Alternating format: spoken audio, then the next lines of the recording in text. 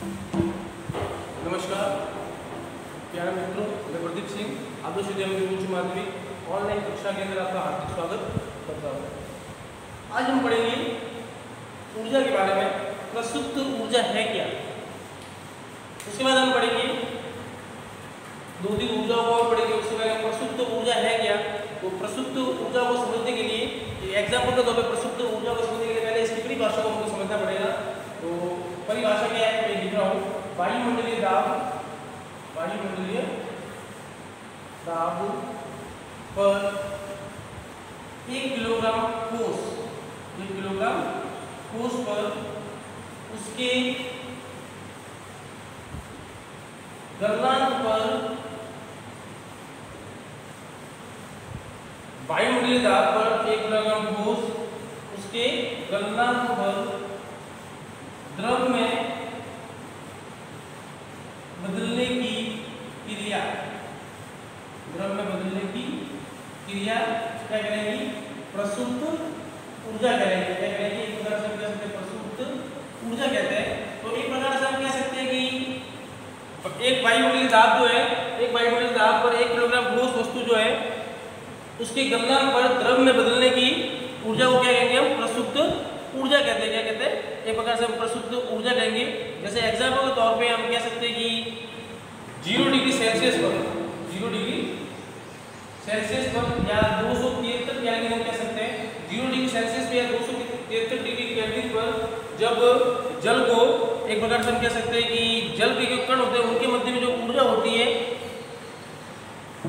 0 degree Celsius पर, 0 degree Celsius का मतलब क्या होता है, जल जो बर्फ में बदल जाता है। 0 डिग्री सेल्सियस पर जल के कण उसके तापमान पर बर्फ के कणों से अधिक होता है।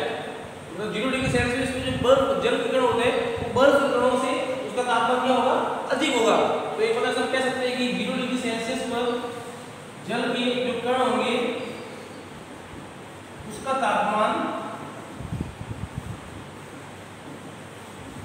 बर्फ के तापमान से क्या होगा, अधिक होता है। क्या होता है, अधिक। तो ये एक एग्जाम्पल मान लेंगे प्रसुप्त ऊर्जा का। वापस थोड़ा डेफिनेशन को वापस समझाऊंगा मैं। वायुमंडलीय दाब पर मतलब पृथ्वी के अंदर जो वायुमंडल है, वायुमंडल के जो दाब होता है, दाब पर 1 किलोग्राम ठोस वस्तु कोई भी ले सकता है, उसके गलनांक पर द्रव में बदलने की जो क्रिया होगी जिसमें से जो ऊर्जा निकलेगी वो प्रसुप्त ऊर्जा कहलाएगी। तो 0 डिग्री सेल्सियस पर 273 केल्विन पर जल के जो कण होंगे उसका तापमान होगा बर्फ के तापमान से क्या होगा, अधिक होगा। जैसे एग्जाम्पल के तौर पे एक और एग्जाम्पल दे दो। जैसे हम घरों के अंदर जो जल है, या हम देखते हैं कि जल के अंदर जो ऊष्मा प्रवाहित होती है, या जल के अंदर जब ऊष्मा हम देते हैं तो जल के जो कण है वो और तीव्र गति से गति करते हैं। जैसे मैं एग्जाम्पल के तौर पे जल के जो कण है उसको क्या दूंगा मैं, ऊष्मा दूंगा मैं। जब जल के कण को मैं ऊष्मा अधिक दूंगा तो क्या होगा, जल के जो कण होंगे वो गति करेंगे।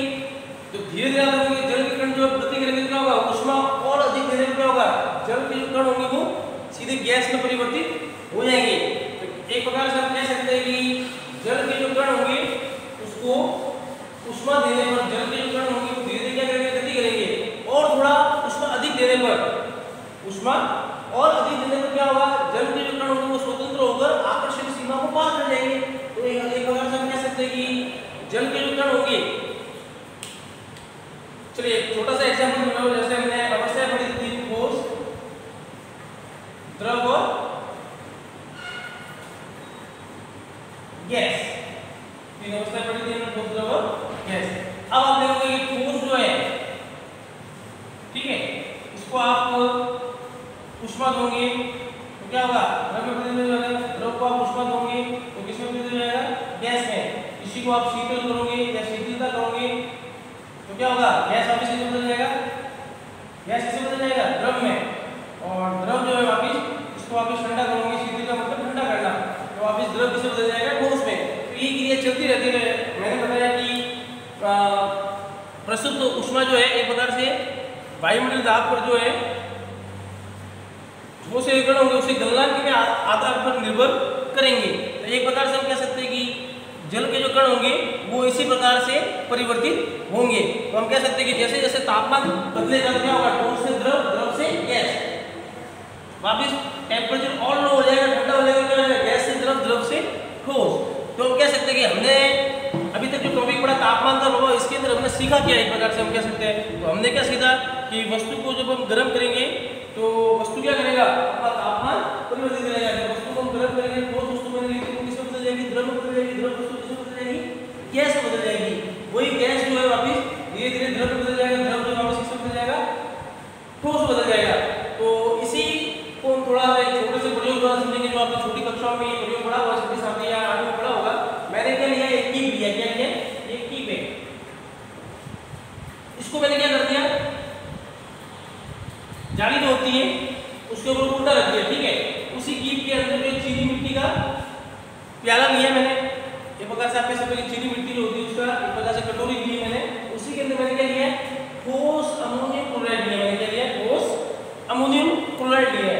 अब मैं क्या करूंगा, नीचे का बर्नर लगाऊंगा, अब धीरे धीरे बर्नर को मैं शुरू करूंगा। तो बर्नर को कैसे मैं शुरू करूंगा, क्या होगा, अमोनियम क्लोराइड जो धीरे धीरे गर्म होगा। अमोनियम क्लोराइड कौन सी अवस्था के अंदर था, ठोस अवस्था के अंदर, कौन सी अवस्था के अंदर, ठोस अवस्था के अंदर।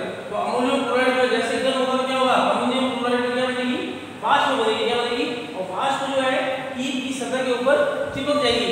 तो एक प्रकार से हम कह सकते हैं कि यही जो वाष्प है धीरे धीरे जो ठंडी होगी तो क्या होगा, ये वाष्प क्या बनेगी, ठोस बनेगी। इसे क्या कहते हैं, उदरोत्पादन कहते हैं।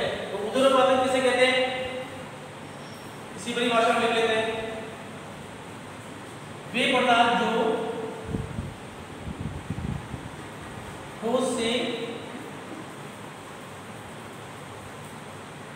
बिना द्रव में परिवर्तित हुए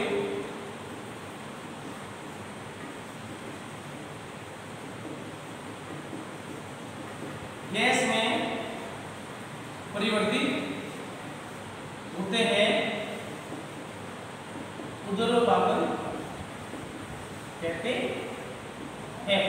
तो आपने देखा इसमें कि हमने जो अमोनियम क्लोराइड ठोस अवस्था के अंदर लिया था वही धीरे धीरे वापस कौन सी अवस्था के अंदर परिवर्तित हो गया, वाष्प बन गई उसकी। मतलब एक प्रकार से कह सकते हैं कि धीरे धीरे वही जो है एक प्रकार से सीधा किसमें परिवर्तित होगा, गैस में परिवर्तित होगा, मतलब द्रव अवस्था के अंदर परिवर्तित नहीं होगा। तो इसे हम क्या कहते हैं, एक प्रकार से हम उदरोत्पादन इसे कहते हैं। तो एक प्रकार से हम कह सकते हैं कि ठोस अवस्था जो है उसे सीधा गैस में परिवर्तित कर सकते हैं और वापस गैस अवस्था से वस्तु को किसमें परिवर्तित कर सकते हैं, ठोस में कर सकते हैं। यही वाष्प जो ठंडी होती है क्या बनेगा, अमोनियम क्लोराइड का ठोस पदार्थ बन सकता है। तो एक प्रकार से हम कह सकते हैं कि किस प्रकार से ठोस वस्तु जो है वो अपने तापमान में परिवर्तित करती है।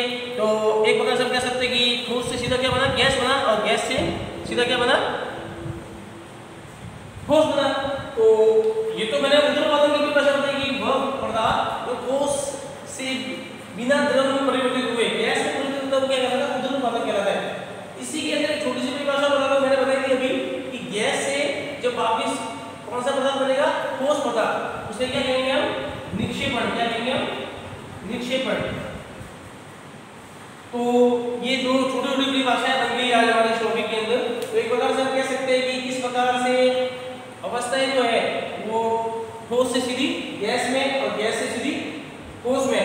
तो ऐसे पदार्थ जो ठोस से बिना द्रव में परिवर्तित होते सीधे गैस में परिवर्तित होते हैं उसे हम उदरोत्पादन कहते हैं, और गैस से वस्तु वापिस जब ठोस अवस्था में आएगा तो उसे निक्षेपण कहेंगे। तो आज हमने दो तीन डेफिनेशन को समझा, हमने तापमान के प्रभाव के अंदर ये टॉपिक अंदर हमारा पूरा हो गया है। अब अगला जो टॉपिक है दाब का प्रभाव, तो इस टॉपिक को हम अगली कक्षा में समझेंगे। तो उससे पहले हमको कुछ इसी के अंदर से जो मैंने टॉपिक पढ़ाया है इसी के अंदर से कुछ प्रश्न बनाने ग्रह कार्य के लिए। तो ग्रह कार्य के लिए जो प्रश्न बनाएंगे तो उन्हीं प्रश्नों को अपनी कॉपी के अंदर भी करना है। तो सभी भैया ग्रह कार्य की अपनी जो कॉपी है विज्ञान की उसी के अंदर नोट कर लेंगे प्रश्नों को। तो पहला प्रश्न क्या था, इस प्रकार से पहला प्रश्न को लिखेंगे, प्रश्न नंबर 1। तो प्रश्न नंबर 1 क्या था,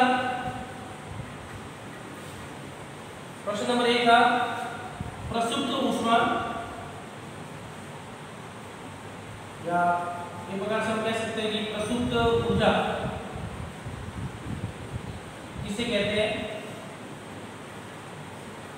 चलिए मैं प्रश्नों को बोल देता हूं, मैं उन्हीं प्रश्नों को आपको गृह कार्य की कॉपी के अंदर करना है। तो पहले ही प्रश्न है गृह कार्य करने के लिए जो हमने आज जो टॉपिक पढ़ा उन प्रश्नों को मैं रिपीट करूँ जिनको हमको ग्रह कार्य की कॉपी के अंदर करना है। तो पहले प्रश्न है प्रसुप्त ऊर्जा किसे कहते हैं, दूसरा प्रश्न बन जाएगा उदरपातन किसे कहते हैं, तीसरा प्रश्न बन जाएगा निक्षेपण किसे कहते हैं। ये छोटे छोटे 3 प्रश्न होंगे। इसके अलावा हम उसी के अंदर से प्रश्न बना सकते हैं कि 0 डिग्री सेल्सियस पर 273 डिग्री केल्विन पर हम कह सकते हैं कि वस्तु जो है, एक प्रकार से हम कह सकते हैं कि जल के कण जो है वो परिवर्तित किस प्रकार से होते हैं। तो एक प्रकार से हम कह सकते हैं कि बर्फ का 14वां प्रश्न है बर्फ का गलनांक बताइए, बर्फ का गलनांक बताइए। ये 14 प्रश्न बन गया। और भी आप इसके अंदर से बहुत सारे प्रश्न छोटे बना सकते हो। जो मैंने अभी छोटा सा प्रयोग बताया था उदरपातन वाला कि किस प्रकार से अमोनियम क्लोराइड में ठोस अवस्था के अंदर जब वो सीधा गैस में परिवर्तित हो गया या वाष्प में परिवर्तित हो गया, उसी को ठंडा करने के बाद वही वाष्प जो वापस ठोस में परिवर्तित हो जाएगी। तो उधर इसी के अंदर हमने उदरपातन और निक्षेपण दोनों की परिभाषाओं को भी समझा। तो ये 3 से 4 प्रश्न जो अपनी कॉपी के अंदर करने हैं। धन्यवाद।